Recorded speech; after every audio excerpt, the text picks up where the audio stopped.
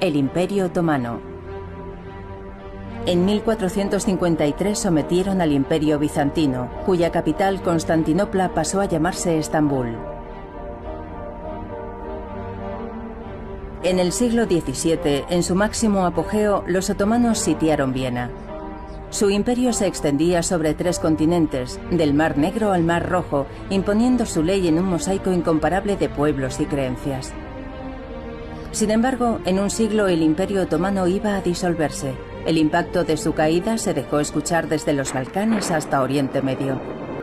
Los no musulmanes eran inferiores a los musulmanes, estaban sujetos a un impuesto específico y no podían llevar armas ni hacer proselitismo. Cristianos ortodoxos, católicos armenios y judíos se organizaban en el millet, término otomano que designaba a las comunidades confesionales. Un orden aceptado mientras los pueblos sometidos no reivindicaran más identidad que su religión.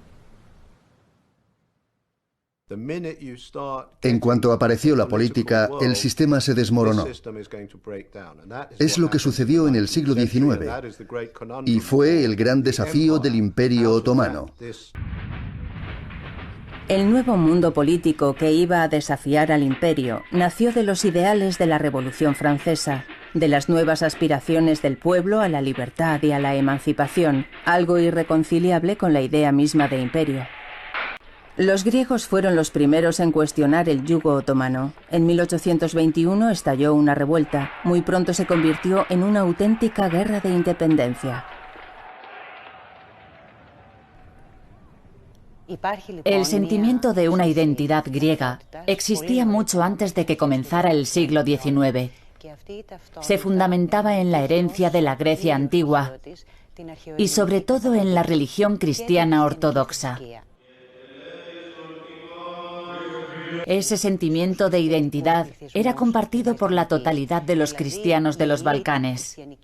De modo que, ya fuera por la religión, por la lengua o por la educación, puede decirse que la identidad griega fue dominante durante mucho tiempo entre las poblaciones cristianas del Imperio Otomano. Con la Revolución griega, los cristianos ortodoxos del imperio surgieron como un pueblo con una lengua y una historia, una nación griega que aspiraba a ser un estado independiente. Un ejemplo para las otras minorías del imperio para destruirlo desde dentro. Los enemigos lo comprendieron. Con la excusa de proteger al pueblo cristiano oprimido por el imperio musulmán, Francia, Gran Bretaña y Rusia apoyaron a los independentistas griegos. Todos querían los territorios otomanos, tanto en Europa como en Oriente. Grecia, en el centro del Mediterráneo, ocupaba una posición estratégica, especialmente para Rusia, que ambicionaba controlar los estrechos del Mediterráneo. En 1829, Francia, Gran Bretaña y Rusia negociaron en Londres la independencia de Grecia. Una independencia que iba a cambiar el destino del imperio. Supuso el inicio de las insurrecciones que marcaron todo el siglo XIX e hicieron que el Imperio Otomano perdiera los Balcanes. El efecto fue inmediato. Con el respaldo de Rusia, los eslavos de Serbia y Rumanía se sublevaron y consiguieron la autonomía. Seguían siendo vasallos del imperio, pero daban un gran paso hacia la independencia. Poco a poco, los millets otomanos se fueron transformando en naciones. Unas naciones asentadas en la identidad religiosa, así como en la lengua.